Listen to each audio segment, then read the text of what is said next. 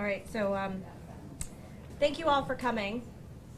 The Virginia Beach mass shooting that occurred on May 31st, 2019 sent shockwaves through the entire state of Virginia. The tragic event left a huge hole of unknown that deserves to be filled. The victims, their families, and Virginia Beach residents have serious issues with the city investigation and a general feeling that it was neither thoroughly nor sufficiently independent to be effective.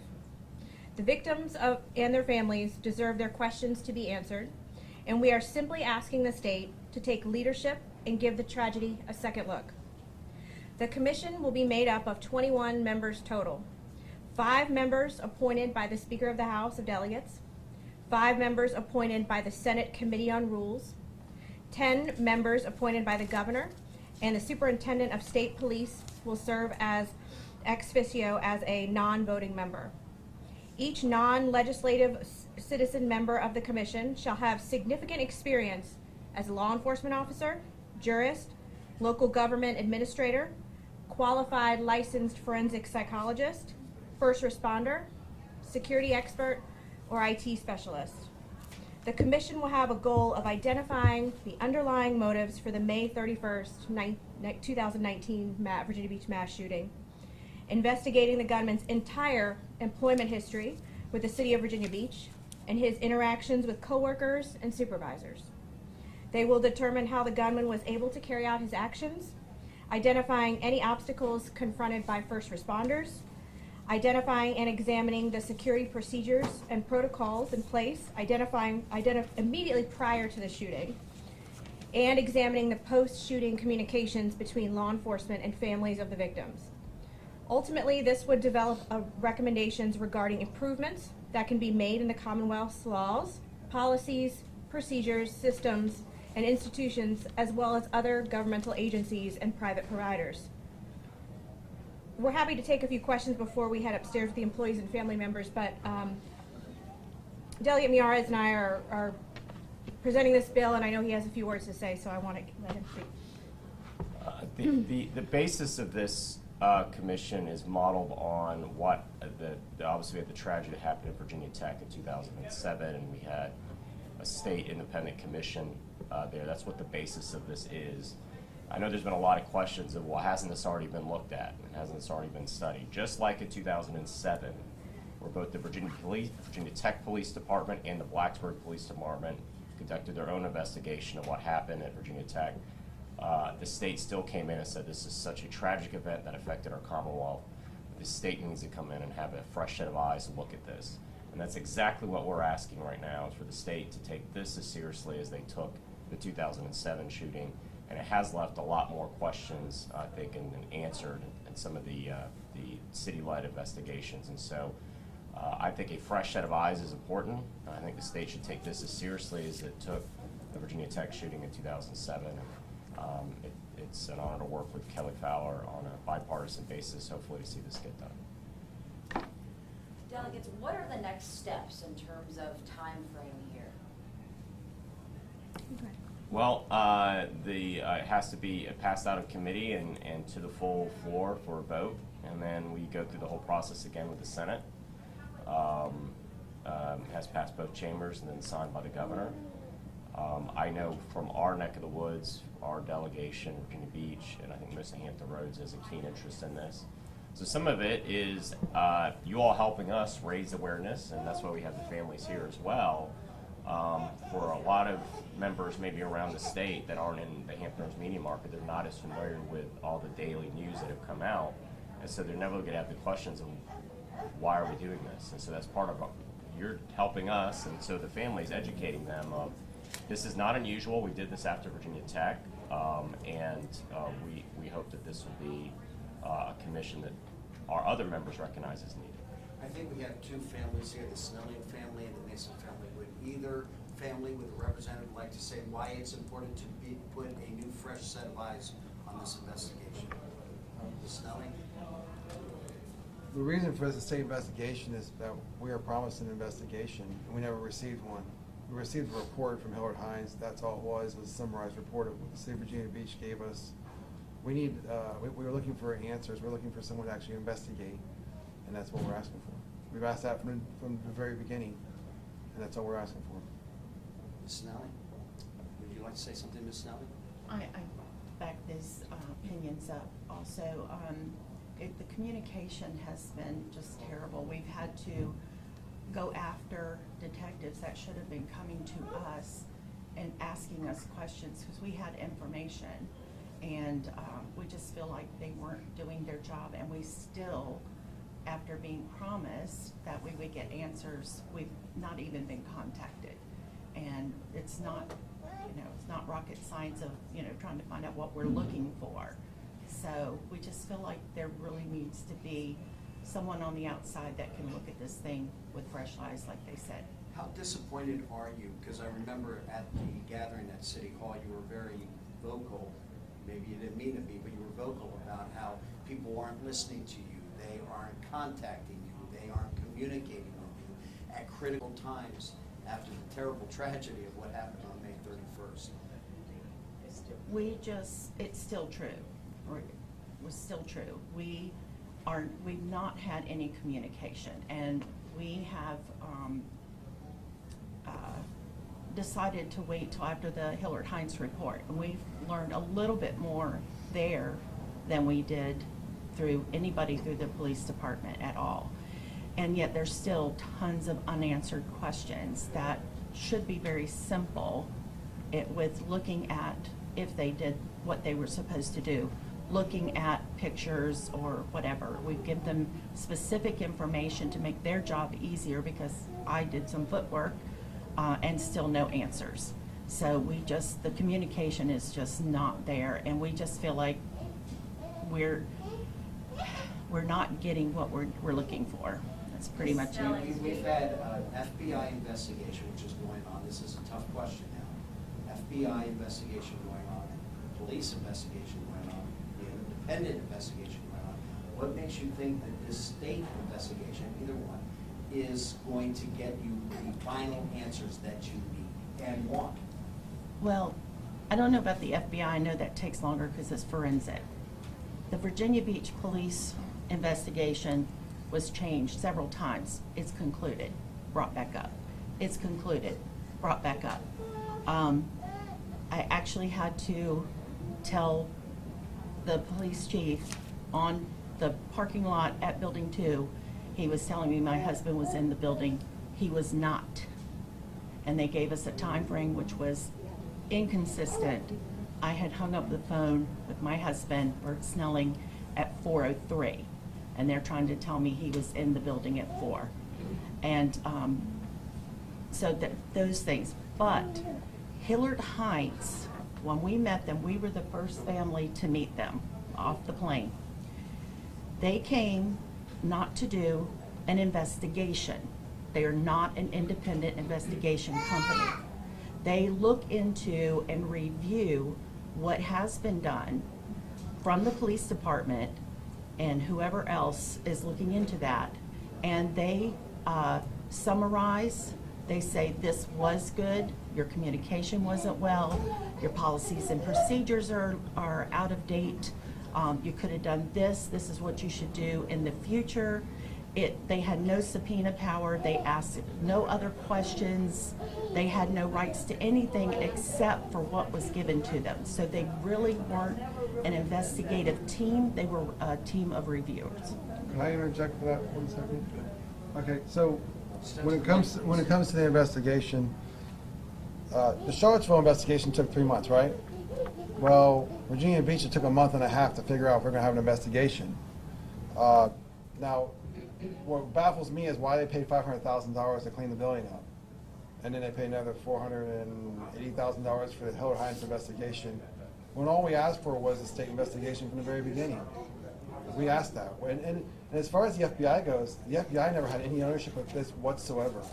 The city of Virginia Beach has had ownership of this from day one, and they have not released any ownership of it. And that's how we're asking for answers. Go ahead. Verado just came in, Sure. and we want to give her a chance to speak Yeah, as no well. problem. We've been asking some of the families, tell us a little bit about, you look around and you see these other families that you guys stand united, you've all lost loved ones.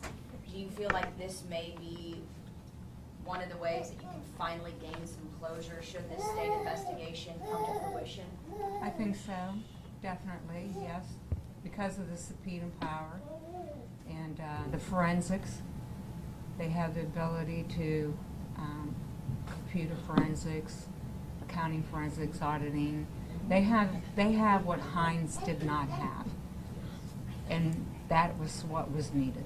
Can you talk also about your, I guess, distaste for what has happened so far with the criminal investigation as well as Hillary Hines? It's safe to say that you're not satisfied as well? No, not at all, actually. And not to mention, I mean, it seems like there's been so many mistakes along the way that the city themselves are finding out that they've called errors out on Hines, and then the city within themselves are starting to point their fingers at each other. So about certain things, not necessarily, I'm not talking about the mass shooting, but there's things that's going on inside the city officials that they're kind of starting to, pointing fingers at each other. They're not together as a team now. I also think that the investigation, the report, a review, pointed out a lot of holes in HR policies, in procedures.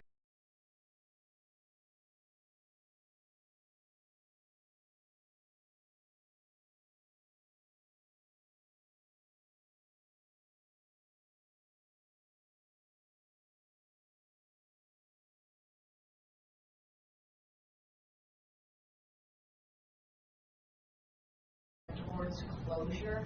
Maybe some answers? Yes, it is, and all of us, I'm a family member, but we have employees here. I'm here for them too. They saw what happened. They went through the bloodbath. They're traumatized. So they need closure too.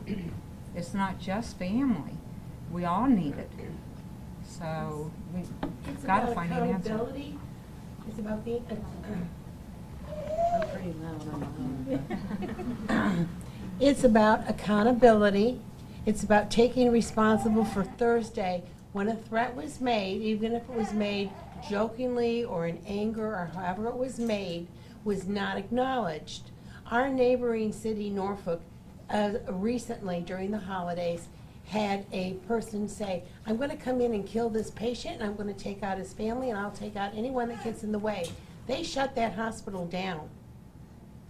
No steps were taken on Thursday. This can't happen again. It's got to change. It's about closure.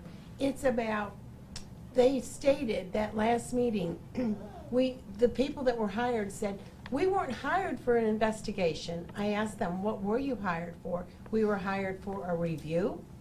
We were hired to do a survey, and we were hired to do a report.